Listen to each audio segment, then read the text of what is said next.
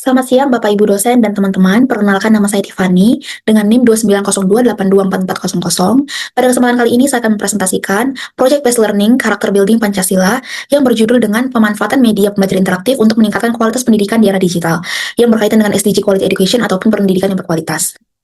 Kita masuk pada latar belakang dari proyek ini.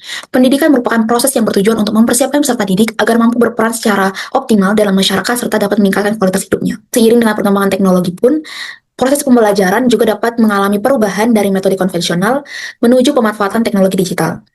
Hal ini mendorong pendidik untuk dapat menggunakan metode pembelajaran yang lebih inovatif, salah satunya dengan pemanfaatan media pembelajaran interaktif, seperti pembuatan video interaktif, ataupun simulasi permainan edukatif, ataupun aplikasi pembelajaran lainnya.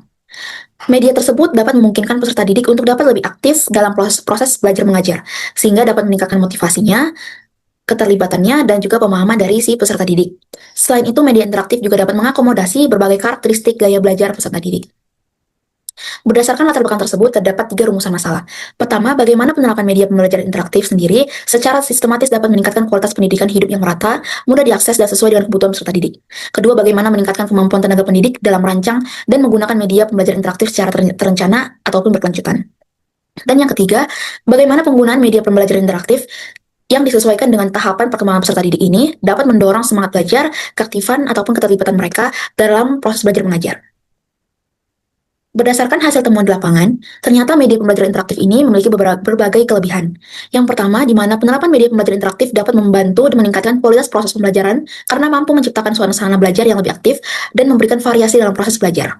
Kedua, penggunaan media pembelajaran interaktif ini dapat menciptakan interaksi dua arah yang positif, di mana media ini juga mendukung berbagai gaya belajar, baik secara visual, auditori, maupun kinestetik, sehingga pembelajaran pun lebih efektif dan inklusif. Dan yang ketiga, penggunaan media pembelajaran interaktif juga mendorong kemandirian belajar serta meningkatkan kemampuan berpikir kritis dan kreatif yang sangat dibutuhkan dalam menghadapi tantangan di era digital.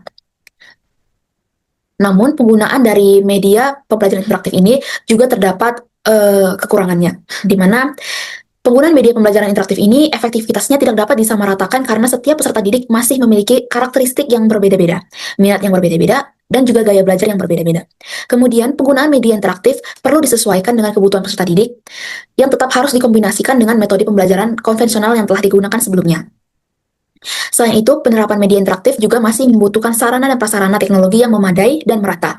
Jadi, ketersediaan teknologi pun juga masih menjadi salah satu tantangan untuk penerapan media pembelajaran interaktif secara merata di Indonesia.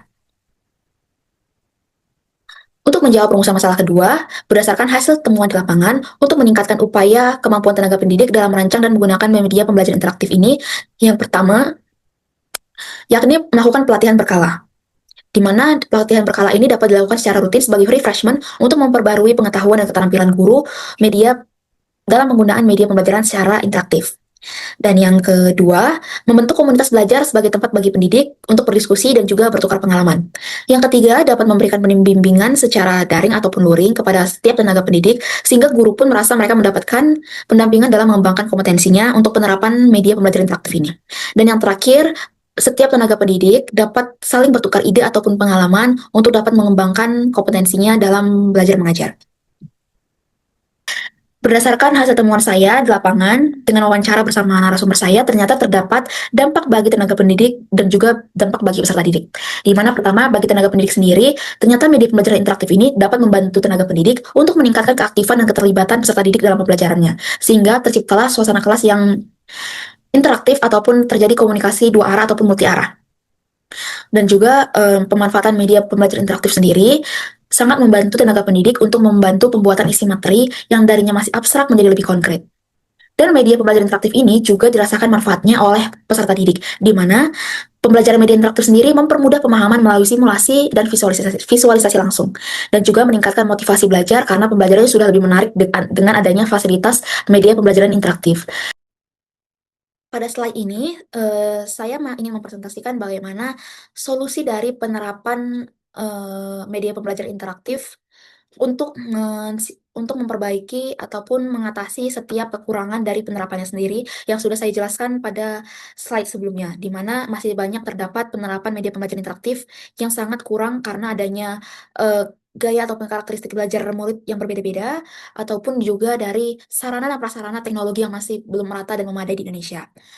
Untuk mengatasi kekurangan tersebut, saya memiliki beberapa solusi di mana karena setiap peserta didik sendiri masih memiliki karakteristik yang berbeda-beda, eee, media pembelajaran ini dapat disesuaikan dengan kebutuhan peserta didik, sehingga tidak lagi ada alasan bahwa penerapan media interaktif ini sendiri tidak dapat dirasakan oleh setiap peserta didik. Yang kedua, media interaktif ini sendiri dapat dikombinasikan dengan metode konvensional melalui blended learning sehingga teknologi pun tidak sepenuhnya menggantikan metode pembelajaran yang lama.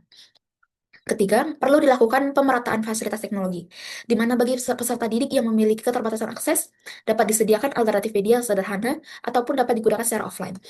Dengan solusi tersebut, pemanfaatan media pembelajaran interaktif dapat dilakukan lebih efektif dan secara merata dapat dirasakan dampaknya bagi peserta didik di Indonesia. Pada slide ini, saya ingin menampilkan mengenai refleksi pribadi saya selama saya mengerjakan project based learning, di mana dengan penelitian ini saya menjadi lebih memahami bahwa media pembelajaran interaktif bukan hanya sebagai alat bantu, tetapi juga dapat membuat proses belajar menjadi lebih menarik, aktif, dan juga mudah dipahami. Dalam penelitian penerapan media pembelajaran interaktif dalam meningkatkan kualitas pendidikan di Indonesia pun, saya telah menerapkan beberapa nilai PGA, di mana critical thinking saya bisa menganalisis bagaimana media pembelajaran interaktif dapat membantu meningkatkan kualitas dan efektivitas pembelajaran. Dari segi teamwork, saya telah berkolaborasi dengan tim-tim saya untuk pengumpulan data, penyusunan pertanyaan wawancara, penyusunan proposal, hingga penyusunan laporan akhir hasil penelitian kami. Dan yang ketiga adalah effective communication, di mana saya sudah berkomunikasi dengan narasumber untuk memperoleh informasi yang relevan dengan penelitian saya. Lalu keempat ada continuous learning, di mana dengan nilai ini saya telah mempelajari perkembangan teknologi dan inovasi dari media pembelajaran digital sudah sangat diaplikasikan di dunia pendidikan di Indonesia sendiri. Dan yang terakhir adalah global outlook, di mana dengan project based learning ini sendiri, saya sudah memahami bahwa pemanfaatan teknologi merupakan bagian dari perkembangan pendidikan di era digital. Demikian presentasi dari saya. Maaf jika ada salah kata ataupun pengucapan. Terima kasih atas perhatiannya Bapak Ibu dan teman-teman sekalian.